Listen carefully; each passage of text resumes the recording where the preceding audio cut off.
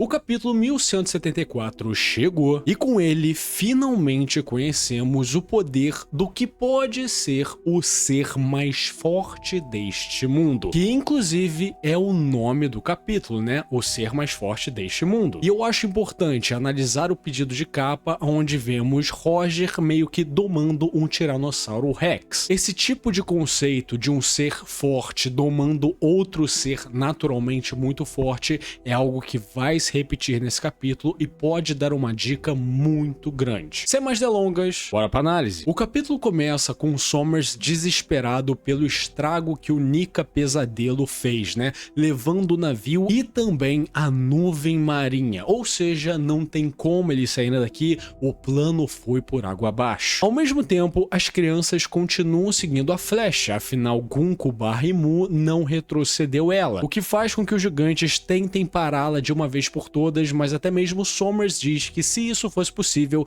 ele já teria feito. Então, nesse momento, Sommers para e vê toda essa situação. Os pais estão tentando proteger os filhos, mas não conseguem, afinal meus espinhos não permitem. E por causa disso, todas as crianças irão cair para sua morte. Vendo essa situação, ele abre um grande sorriso nojento e pensa na situação maravilhosa que ele se encontra. Ele não só vai poder testemunhar maneiras deliciosas de morrer nessas crianças e seus pais morrendo dessa maneira emocionante, mas também como tudo isso será culpa do grande, né, de Imu-sama, e não culpa dele. Primeiramente, esse capítulo tá consolidando o Sommers como um grande vilão. Não tanto pelo nível de poder, pela periculosidade, mas sim pelo que ele representa. E ele vai ficar mais odiável daqui a pouco. Só que o que ele falou é bem interessante, né? De Imu ganhar a culpa do plano ser fracassado. É muito legal ver essa perspectiva de que os Cavaleiros Sagrados não são devotos a Imu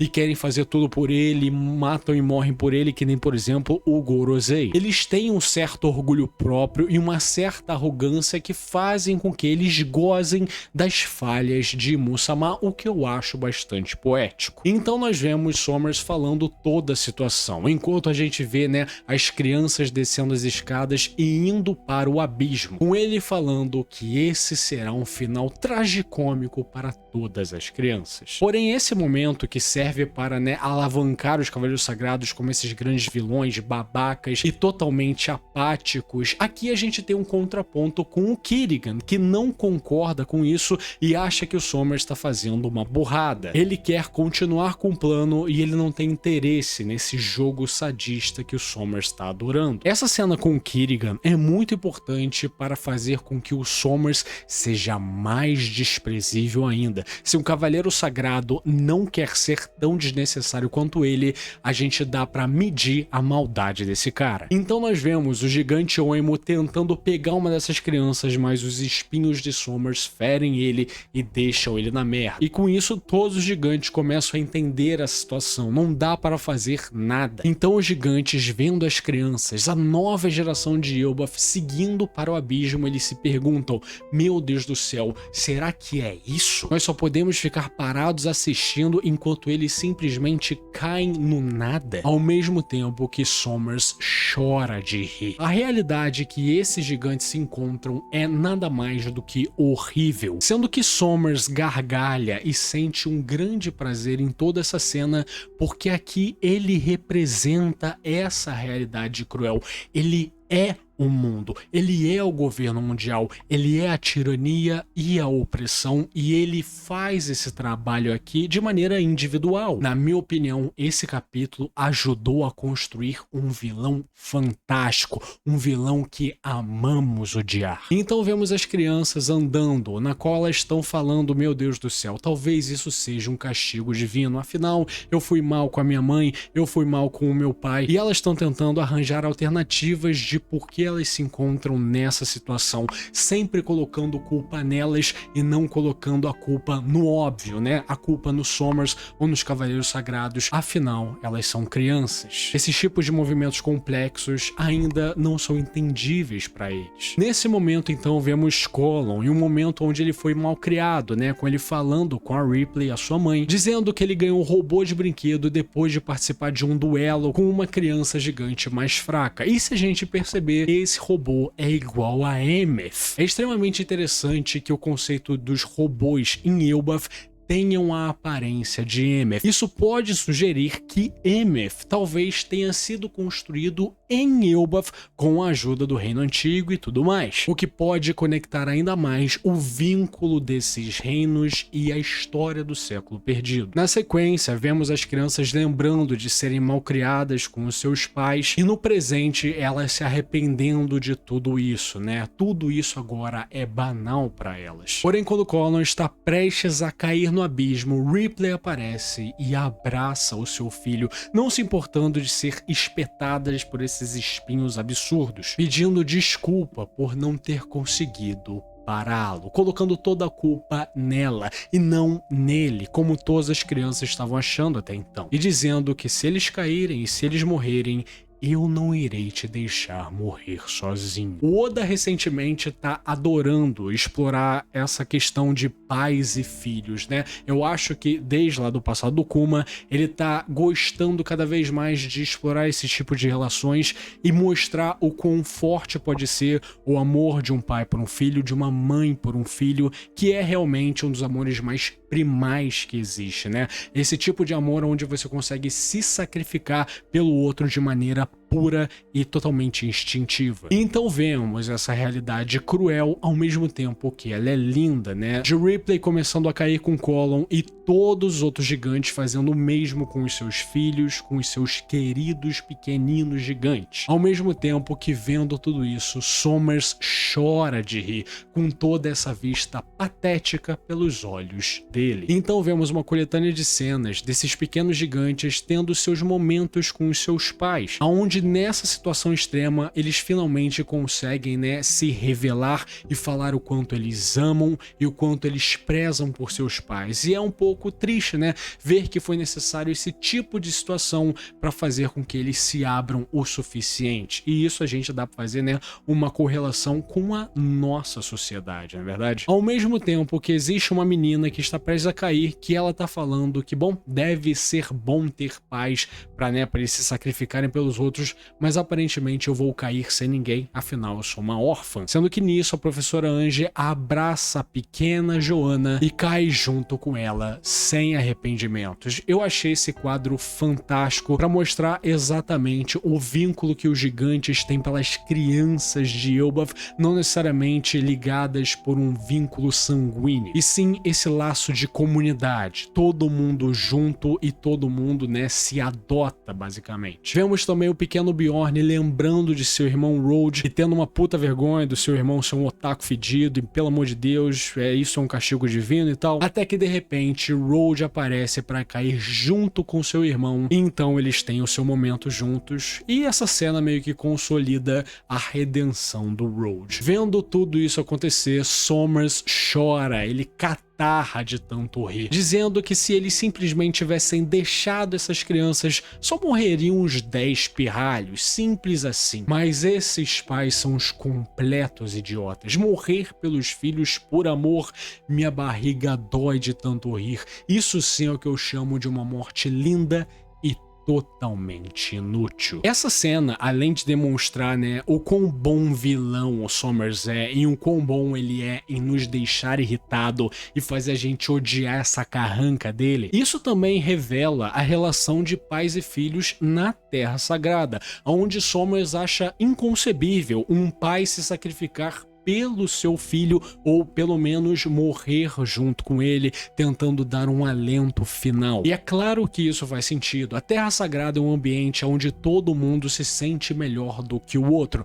onde a arrogância e a soberba reina. É assim que eles vivem e é assim que eles foram criados. Ou seja, vendo essa cena, Somers não poderia ter outra reação. E eu acho que é isso o que é o mais tocante nisso tudo. Somers, obviamente, é um ser desprezível e ele é mau de fato, mas existe um motivo para isso, existe uma raiz para isso, e essa raiz é exatamente a maneira que ele foi criado e o ambiente onde ele cresceu, onde esse tipo de atitude, onde esse tipo de sentimento seria mais do que válido, não é verdade? Esse capítulo demonstra de uma vez por todas o quanto o governo mundial é irremediável, né? Não existe redenção para esses caras. Esses caras tem que cair, eles têm que se fuder de alguma maneira. Mas então todos os gigantes e os seus filhos caem em uma estrutura bizarra, parece que eles caem numa montanha meio felpuda, eles meio que quicam. Então vemos Colin e Ripley ainda vivos e a galera atrás deles ainda vivos também. E nesse momento vemos uma voz familiar dizendo que eles pousaram na sua barriga. Só que de repente outra voz interrompe e a gente vê esses olhos característicos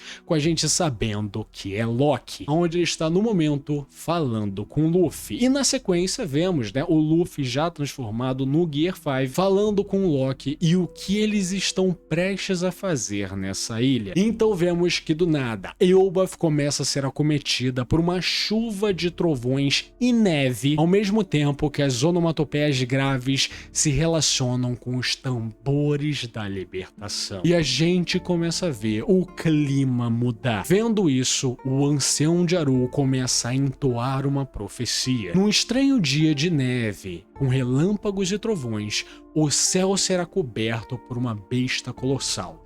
E junto com os tambores da libertação, então vemos antes de mais nada a reação de Somers e Gunko Barrimu, vendo que está na frente deles o Deus do Sol irá aparecer. Com a gente sendo agraciado com esse último painel incrível, com a gente finalmente vendo a fruta e poder do Loki, junto com o Ragnir e com o Luffy. Detalhe, esse é o Luffy gigante, olha o tamanho desse filho da puta comparado com o Loki, e eles dois prontos para atacar o puteiro em Elbaf. Uma representação fantástica, e nada maniqueísta, né? Nada tipo preto e branco, bem e mal. A gente vê aqui o Deus do Sol junto com o Príncipe das Maldições e eles representam uma única coisa, que é a libertação. Visto as análises passadas, onde a gente começou a teorizar sobre a fruta do Loki, aparentemente a gente acertou. Loki, pelo que tudo indica, é um usuário da Zoan mística do Nidhogg, o famoso dragão da mitologia nórdica que ficava roendo as raízes de Yggdrasil e tinha um contato com Ratatoskr, né, que é a fruta do Ragnir. Ao que parece, Loki tem o poder desse dragão, dessa serpente nórdica. Obviamente que sendo um dragão, sendo uma Zoan mística e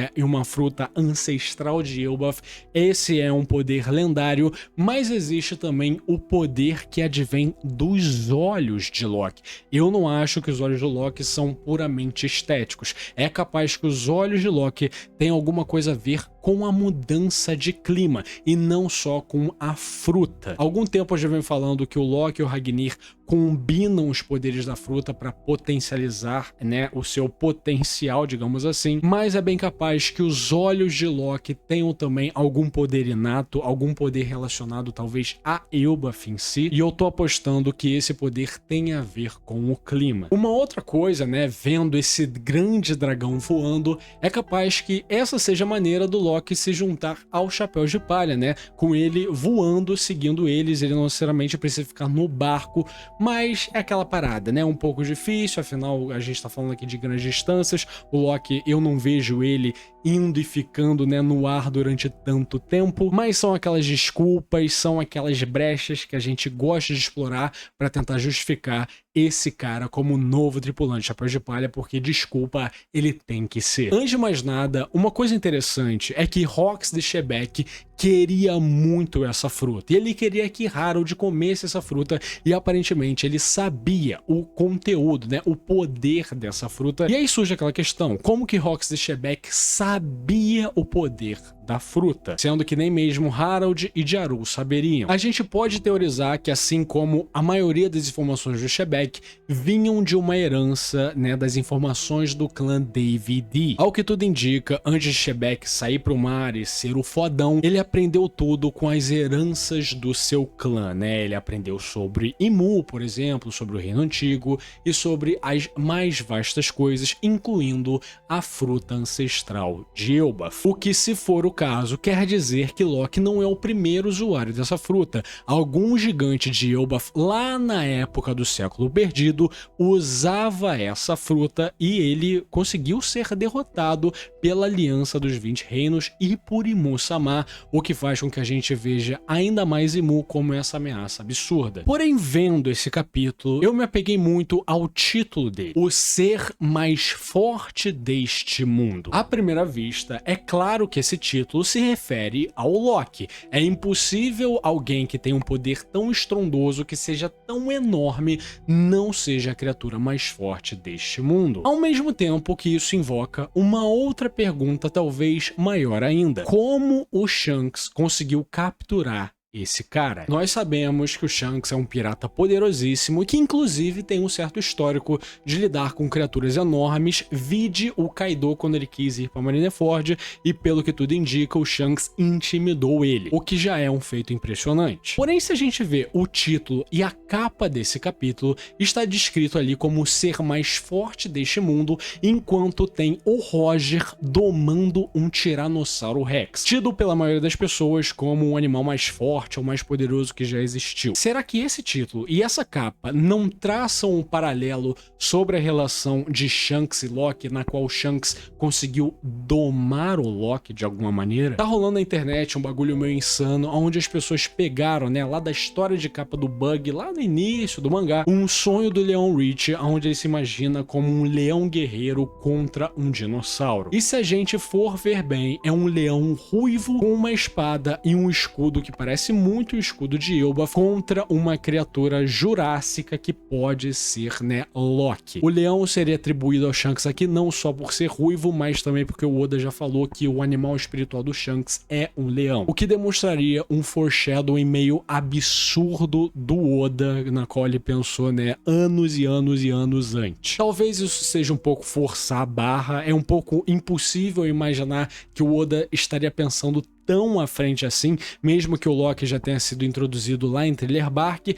Quando a gente fala da história de capa do Bug, a gente tá falando de muito tempo atrás, então eu não verdadeiramente acredito nessa teoria. É uma daquelas coincidências que acontece depois que você faz um mangá que dura mais de 20 anos. Porém, existe uma maneira de explicar como o Shanks conseguiu derrotar alguém como o Loki. Nas informações canônicas do filme Red, a gente conseguiu compreender que o Shanks é conhecido como um assassino do hack de observação, ou seja, ele é um dos espadachins mais oportunistas que existe. Ele consegue ver inúmeros segundos à frente do tempo e ele consegue agir de maneira que a pessoa seja pega desprevenida, conseguindo neutralizar qualquer tipo de ameaça. É exatamente isso que acontece na, entre aspas, luta contra o Eustace Kid. Shanks vê o futuro e vê que o Kid vai abalar todos os barcos da sua frota aliada, então antes que ele possa fazer isso, ele se enfia no meio e corta ele, o desmaiando e desmaiando o Killer também. As pessoas pegam muito no pé do Kid, falando que ele é fraco pra caralho, porque ele foi derrotado com um golpe e tal,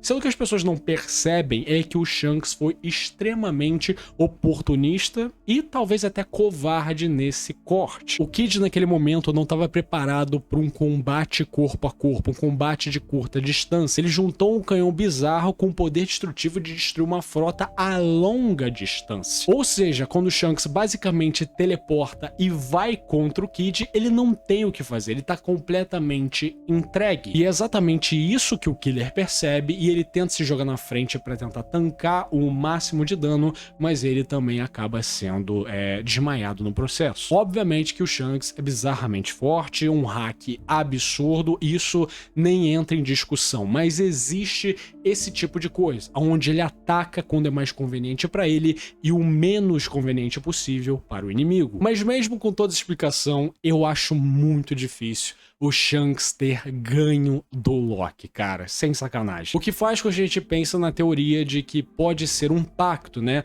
Shanks e Loki formalizaram um pacto ali de que ele participaria de uma profecia, ele teria que estar em Elbaf em determinado momento para talvez honrar o pai dele, ele teria uma luta contra o governo mundial como ele queria e como ele foi, né? Ele partiu pro mar para isso e o Shanks prometeu isso para ele, ao mesmo tempo que eu não vejo o Loki se rendendo dessa maneira, o que faz com que eu acredite de verdade que o Shanks de alguma maneira conseguiu derrotar esse monstro. E se de fato o Shanks derrotou o Loki sem pactos, sem acordos, sem nada, ele conseguiu realmente capturá-lo e levá-lo para Elbaf, é mais do que justo, é muito mais do que justo ele ter conseguido se tornar um imperador depois desse feito. Eu acho que não existe feito mais justo do que esse para ele conseguir o posto de um Yonkou. Que capítulo simplesmente maravilhoso. Eu sinto que o Oda tá trabalhando esse personagem da maneira certa, de uma maneira cadenciada. Ele não entrega tudo de uma vez sobre esse personagem, ele vai trabalhando, ele vai fazendo a gente querer mais migalhas desse cara. E quando elas são entregues, é simplesmente um hype infinito, porque esse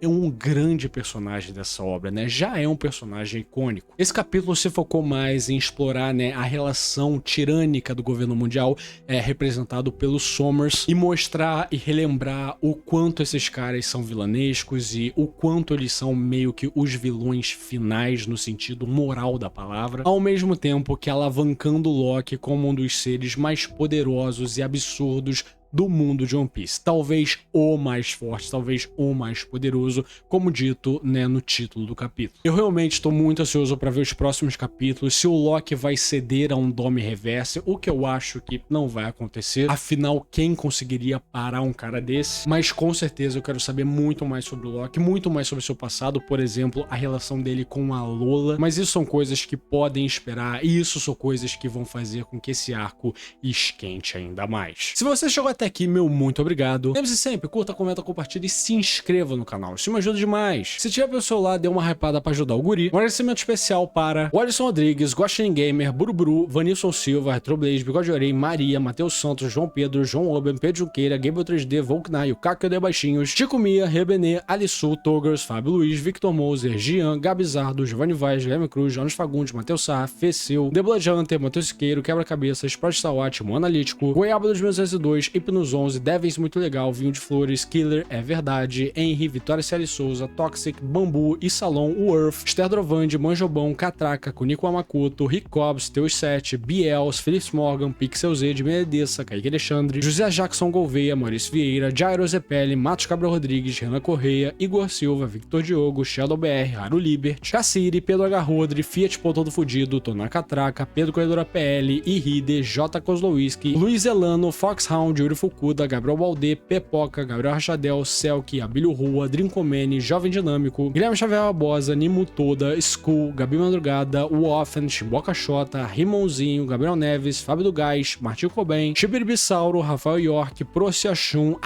Rosca dele, o Eric King, Vitor Souza, Igor Viana, Tarcísio Bandeira, Alexandre Mingoti Moraes, JC Branco Júnior, Rivaldo Fulgor, Gustavo Oned, Ogugas, Vitor S, Flap King, Iburinha, John Stutters e Vander. Eles são os membros do canal, muitíssimo obrigado pelo seu apoio, vocês são fodas demais. E se você quiser ser que nesses paladinos de véu de Dante, considere ser um membro também. É uma quem você veja que você deixe de beber no mês, então assim, se tiver a sua carteira, por favor, considere. Tchau, tchau!